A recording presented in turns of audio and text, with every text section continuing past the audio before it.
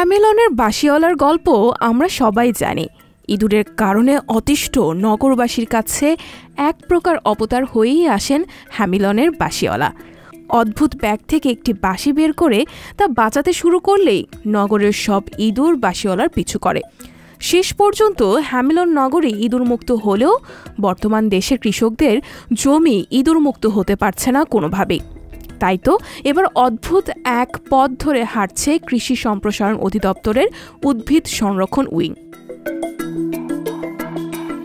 মাঠে ইঁদুরের উৎপাত বেড়ে যাওয়ায় যেমন ব্যাপকভাবে ফসলের ক্ষতি হচ্ছে, তেমনি বন্যার পানি নিয়ন্ত্রণের বাঁধও টিকছে না ইঁদুরের উৎপাতে। এমন এক পরিস্থিতিতে বেশ ব্যতিক্রমী উদ্যোগ গ্রহণ করা হয়েছে। দেশজুড়ে ৯ অক্টোবর থেকে ৮ নভেম্বর পর্যন্ত মাসব্যাপী ইঁদুর মারার অভিযানের উদ্বোধন করেছে কৃষি সম্প্রসারণ অধিদপ্তর। গত বছর ইঁদুর নিধন অভিযানের মাধ্যমে প্রায় ১,৬৫,০০,০০০ ইঁদুর নিধন করার মাধ্যমে ১,২৩,০০০ মেট্রিক টন আমন ফসল রক্ষা করা সম্ভব হয়েছিল।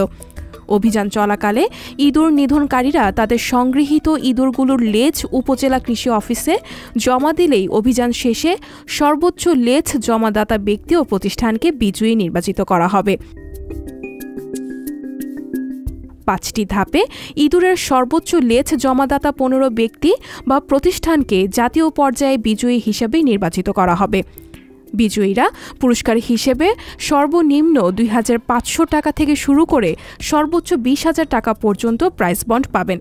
সাথে দেওয়া হবে ক্রেস্ট ও সনদ।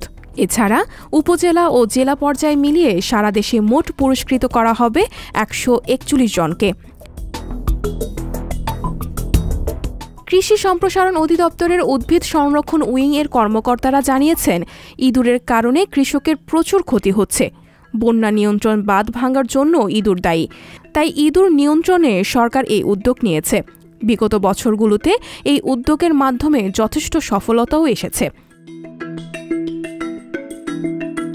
সার্বক্ষণিক তদারকির জন্য ইতিমধ্যে উপজেলা পর্যায়ে কমিটি করা হয়েছে। শুধু কৃষকই নয়, ইঁদুর নিধন অভিযানে যুক্ত হতে পারবে শিক্ষা প্রতিষ্ঠান, বেসরকারি যে কোনো সংস্থা বা সমিতি। সর্বোচ্চ ইঁদুরের লেজ জমা দিয়ে পুরস্কার অর্জন করা যাবে। জেলা পর্যায়ে সেরা ৩ জনকে পুরস্কার দেওয়া হবে এবং সারা দেশ মিলিয়ে সর্বোচ্চ ইঁদুর নিধনকারী ব্যক্তি বা প্রতিষ্ঠান জাতীয় পুরস্কার পাবেন। সঞ্চিতা শম্পা, সংবাদ প্রকাশ।